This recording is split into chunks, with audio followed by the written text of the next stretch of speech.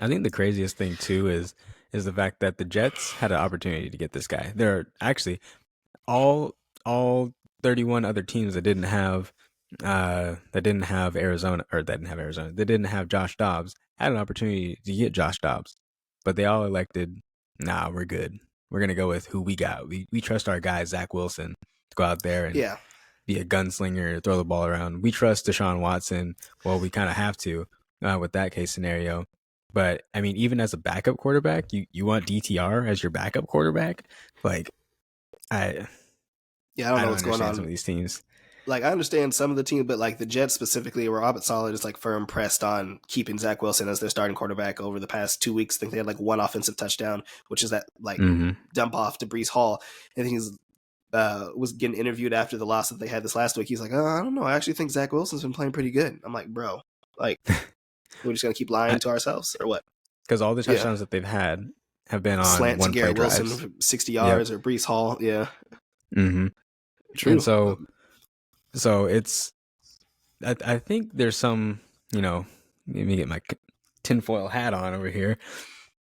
There's some upper management's got to be pulling some strings right here because Zach Wilson's uncle or grandpa or somebody in his family owns JetBlue, right? And so they obviously have a bunch of pull in what goes on around Conspiracy things there. theories now. I'm just saying. I'm just saying. Okay. And there ain't no way that Robert Saleh can look people in the eye and with a straight face say that he is the best quarterback that gives us the opportunity to win. Mm-hmm. So I'm putting on my conspiracy hat. All right. And I'm saying that somebody's pulling the strings behind the curtains because there ain't no way that Zach Wilson should be an NFL quarterback in this day and age. Point blank, Yeah, period. legit. So I don't know what they're doing. The Vikings did it for Joshua Dobbs, got him. The Rams even signed Carson Wentz after Matthew Stafford's been having his injuries and things like that.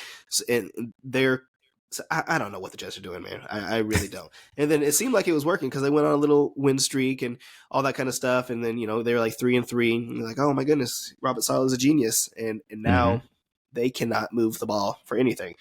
So it's not looking great. But people are saying Aaron Rodgers is supposed to, get back Dude, out there pretty soon. We're gonna if keep if on this for man hope. if if this man actually goes out there and plays in December, it's going to be the worst decision of his career. Like, Mm-hmm. because that could actually end his career if he goes out, does that, re-ruptures his Achilles. Um, and, I don't care what he's saying, like, oh, I'm, gonna work on advancing my program. If you have a good patient and a good doctor, it's a perfect combo. Okay.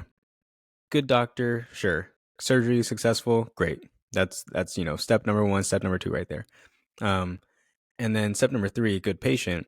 Well, if you consider yourself to be a good patient, then you'd be following the typical protocol of what the doctor wants you to do, not following your own protocol where you're trying to get back within, what is it, like 4 months of the injury, as opposed to when most people get back at the earliest is 6 months. And that's return to play or return to participation, not return to performance. So, and there's a huge difference between the two in terms of the quality of the tissue and the player's ability to actually, well, perform. And I don't care who you are, unless you're God, you cannot speed up the I'm a healing bad process man. of the body. Like the body's going to heal at whatever pace it's going to heal at. You can't change that. Like, so whatever he says, he's not playing. And if he does play, he's going to get hurt.